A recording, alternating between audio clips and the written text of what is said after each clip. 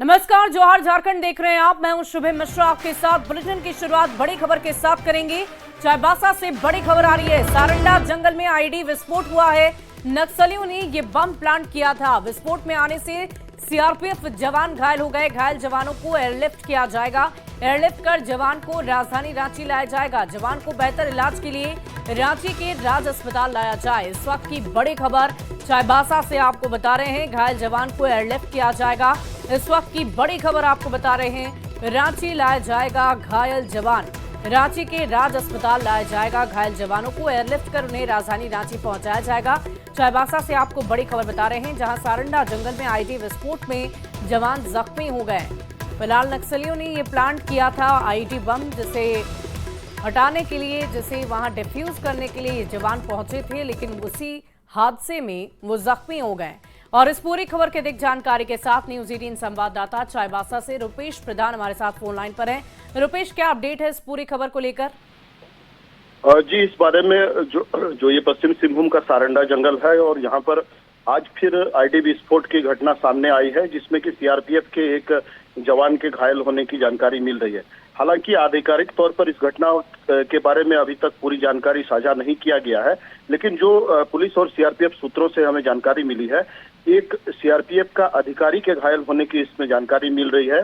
और तिरिल पोसी के पास जंगल की ये घटना है और फिलहाल उस जो जख्मी जवान है उसे वहां से बाहर निकालकर इलाज के लिए हेलीकॉप्टर से रांची भेजे जाने की तैयारी की जा रही है।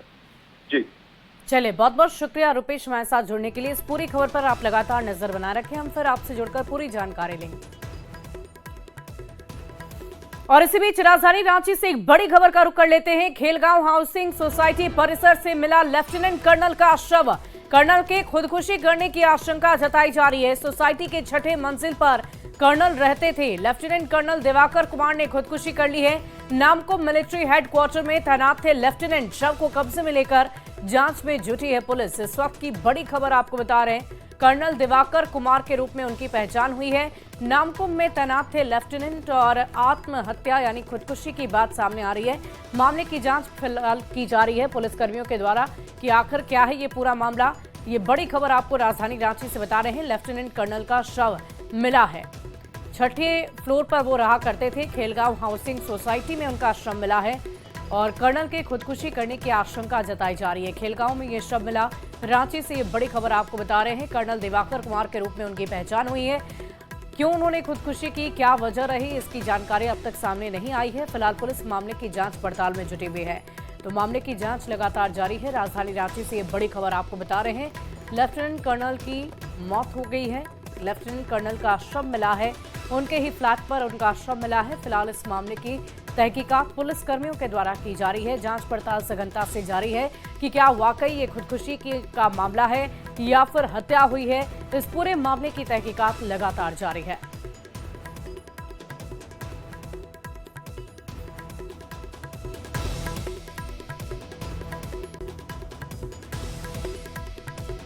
तो राजधानी रांची से बड़ी खबर आपको बता रहे हैं। मामले की जांच पड़ताल में पुलिस जुटी हुई है। और इस पूरी खबर के अधिक जानकारी के साथ न्यूज 18 संवाददाता रांची से ओम प्रकाश हमारे साथ फोन लाइन पर है। ओम प्रकाश, क्या कुछ जानकारी है? क्या वाकई ये खुदकुशी का मामला है? पुलिस की तरफ से क्या जानकारी अब तक मिल पाई है? जी, फिलहाल जो लेफ्टिनेंट कर्नल हैं उनके पार्थिव शरीर का पोस्टमार्टम किया जा रहा है, जिसके बाद तमाम जो चीजें हैं वो स्पष्ट हो पाएंगी पोस्टमार्टम रिपोर्ट के आधार पर।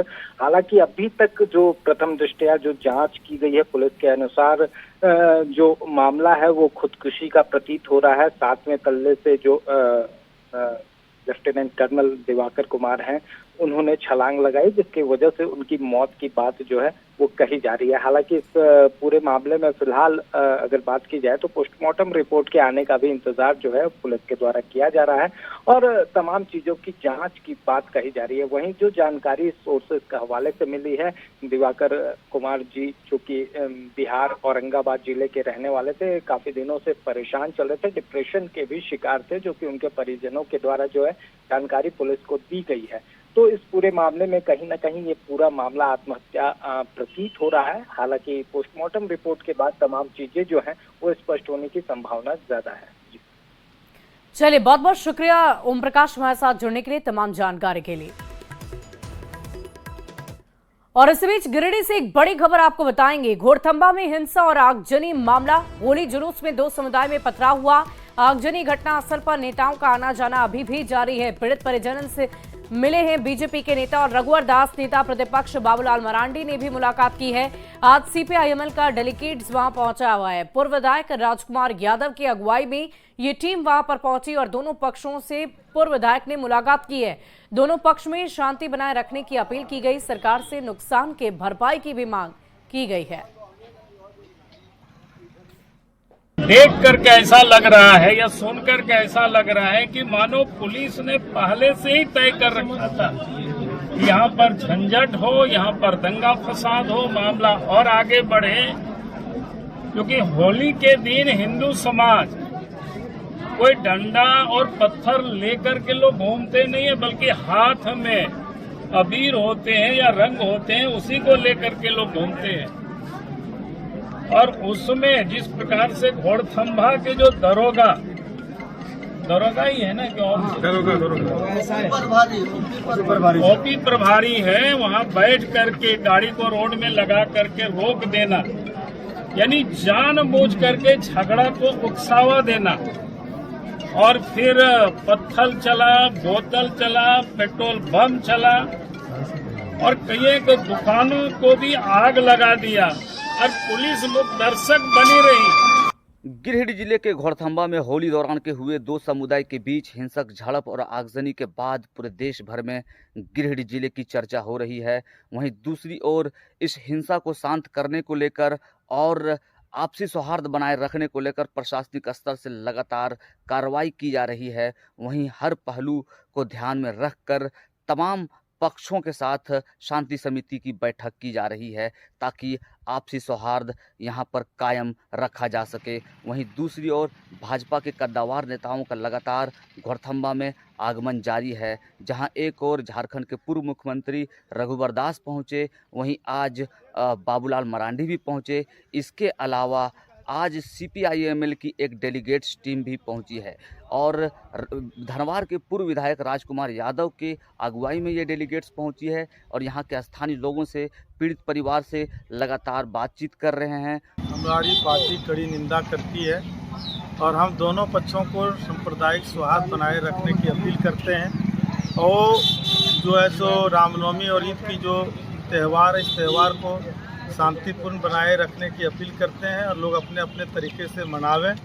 और जहां तक है कि जिन लोगों का इस सांप्रदायिक सौहार्द बिगड़ने से जिनका क्षति हुआ है, जिनके घर जले हैं, जिनके झोपड़ी जले हैं, जिनके गुमटी जले हैं, जिनके सामान जले हैं, राज्य सरकार, झारखंड सरकार जो है उसको जो है सो क्षतिपूर्ति का आकलन करके उन पीड़ित परिवारों को जो है सो मुआवजा दे। घोड़थंबा में जिस तरह से घटना हुई थी, उस घटना को लेकर देश भर में चर्चा हो रही है, क्योंकि ये पहली बार ऐसी घटना है जो होली के अवसर पर हुई है जहां दो समुदाय आमने सामने हुए।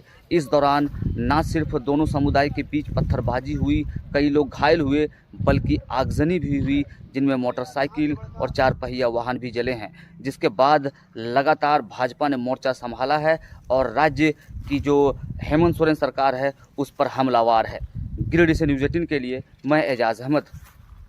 वहीं इस मुद्दे को लेकर सत्ता पक्ष और विपक्ष के विधायक आमने सामने नजर आए। जेएमएम ने बीजेपी को इसके लिए जिम्मेदार ठहराया, तो वहीं मामले को लेकर जेएमएम भी हमलावर नजर आई है। उसमें मैं लगा हुआ, ऐसा नहीं कि उसी दिन से हमको, जब तो परसों गया है, जब सब कुछ हो गया, जब वहाँ दोनों समुदाय के लोग बैठ गए कंप्रोमाइज करने के लिए, तब सब सोचा रहे ये तो सब सलटा जाएगा, तब जाके वहाँ कूदा है। वहाँ तो हो गया है सब, ये जाके जहर उगला। ये बोल रहे हैं कि और क्या चक रहा मंत्री जी, इसके अलावा महाराष्ट्र में भी और वही देखिए ना औरंगजेब के। अभी देखिए, पहले हुआ पाकिस्तान, फिर बाबर, फिर अकबर, फिर बांग्लादेशी, अब औरंगजेब। तो इन लगा काम कुछ नहीं रहा। देखिए, देश को बहुत गलत जगह पर ले गया है, देश बहुत खतरनाक स्थिति में हो गया। राज्य को शमशार कर दिया और गिरिडीह की जो घटना है, एक साजिश के तहत इस घटना को अंजाम दिया गया और उस घटना में भारतीय जनता पार्टी के नेताओं का हाथ है इसमें। मैंने देखा है इसको, मैंने रीड किया। होली के दिन हुई घटना दुर्भाग्यपूर्ण है निश्चित रूप से जिला प्रशासन उन कारणों की पड़ताल में, हमारी पुलिस इन कारणों के पड़ताल में लगी है कि ये घटनाएं क्यों कर घटी। लेकिन अगर घटनाओं की पृष्ठभूमि में आप जाएंगे तो कहीं न कहीं आपको यह प्रतीत होगा कि देश में चल रही भड़काऊ बयानबाजी और समाज के दो वर्गों को बांटने की कोशिश जो भारतवर्ष के एक सबसे बड़े प्रदेश से शुरू हुई थी, उसका प्रतिफल शायद घोड़थंबा में निकला। ये जो खुद की राजनीति रोटी सेकने की वजह से, तुष्टीकरण की राजनीति की वजह से, अपने जो है वोट बैंक को बचाने की वजह से जो ये राजनीति कर रहे हैं, एक पक्षी कार्रवाई करके ये राजनीति कर रहे हैं, उसका क्या? ये कहते हैं कि ये रोड पर गए अपनी राजनीति सेकने के लिए, अपना पद की मांग के लिए गए हैं। इन्हें ये शोभा देता है बोलना? आप खुद ही बताइए। कांग्रेस और जेएमएम की जो पार्टी है, जो ये खुद सत्ता लोभी पार्टी है, ये अपने सत्ता के जैसा ये सोचती है ना, ये वही करती है और यही दूसरों पर भी थोपने का काम करती है।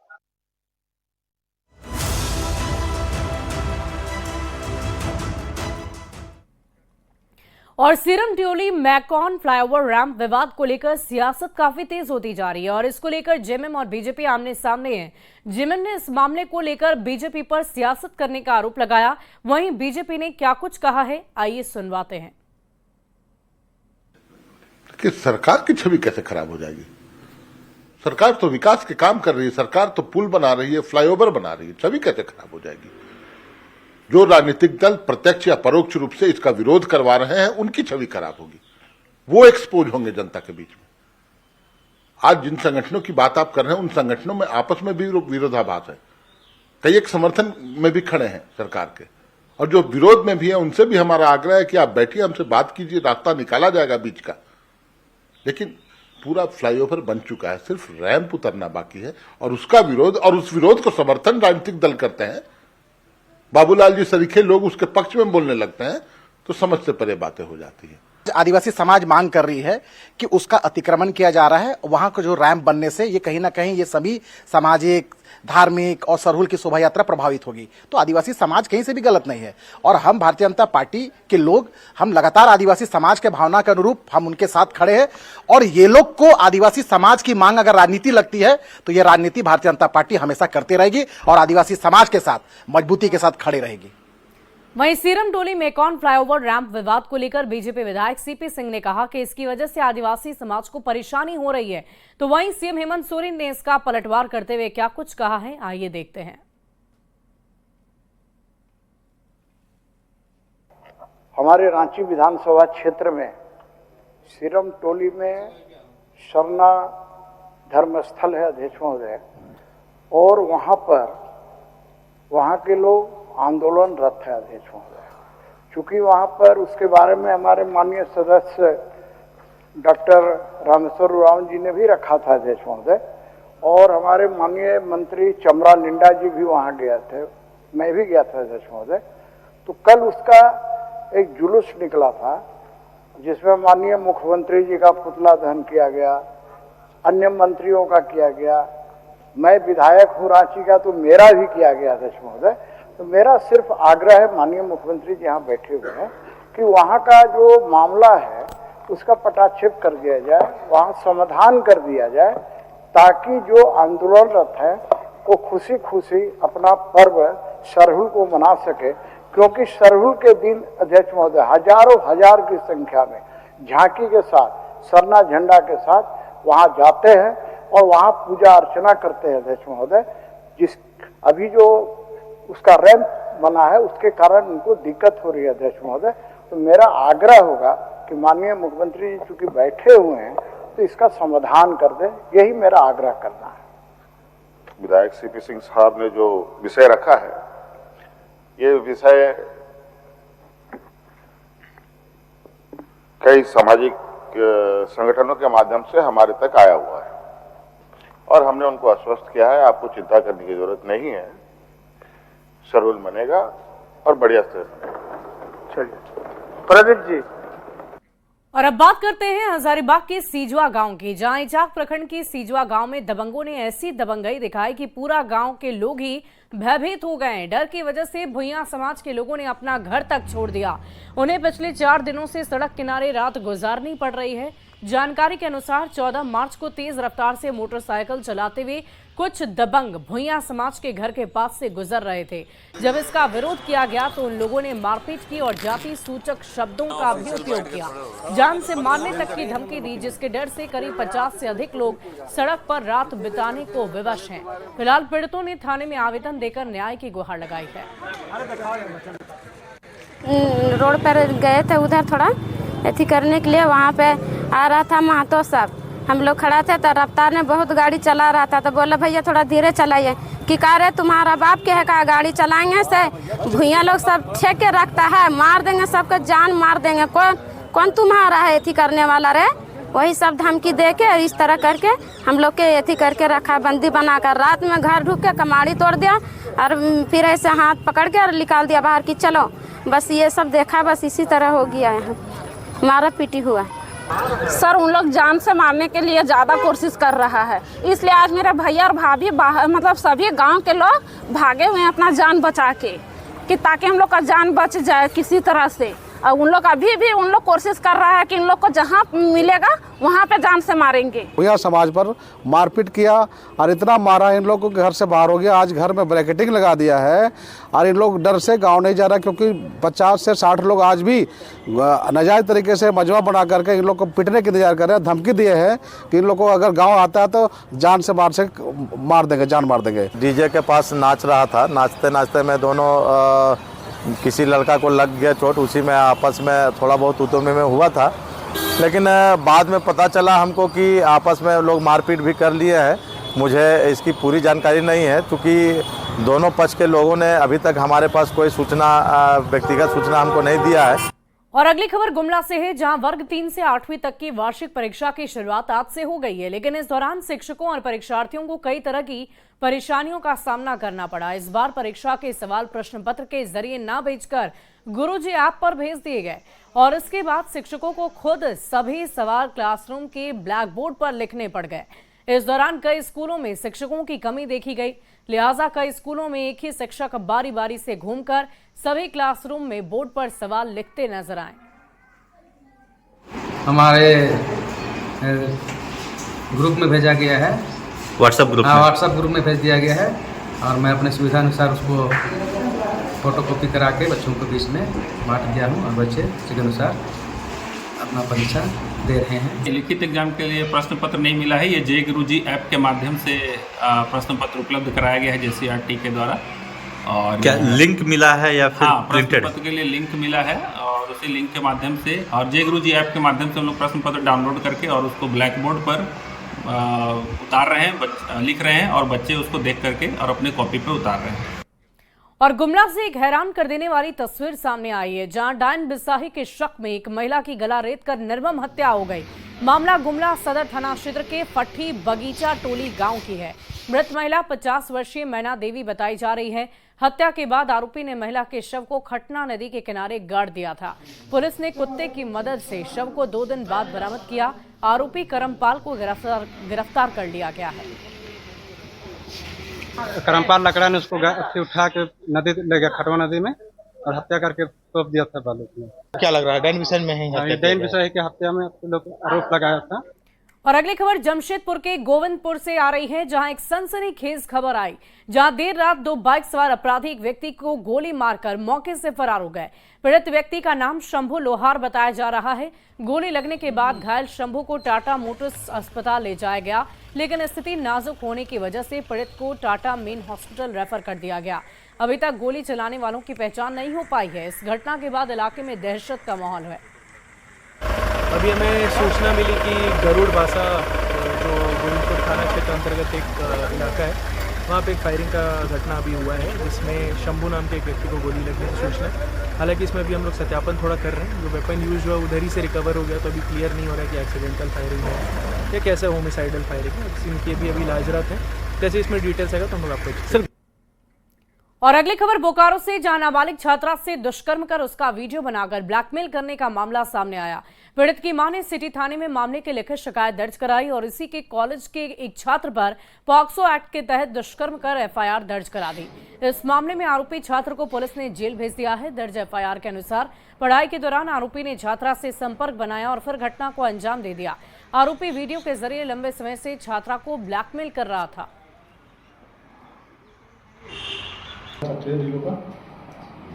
बाद में पता चला कि उस लड़का द्वारा उस लड़की का शारीरिक शोषण किया गया। इस पर उनके परिजनों द्वारा थाना में एफआईआर दर्ज करवाया गया। हम लोग एफआईआर दर्ज करते हुए जो आरोपी लड़का है उसको गिरफ्तार कर लिए, उसको हम जेल भेजे। यह भी मामला आया है कि वो जो लड़की पीड़िता है उससे वो हमेशा घर से जेवर मंगवाता था, उसको बेच करके वो अपना कोई मोबाइल हो गया, कोई अन्य चीज है जिसको खरीदारी कर।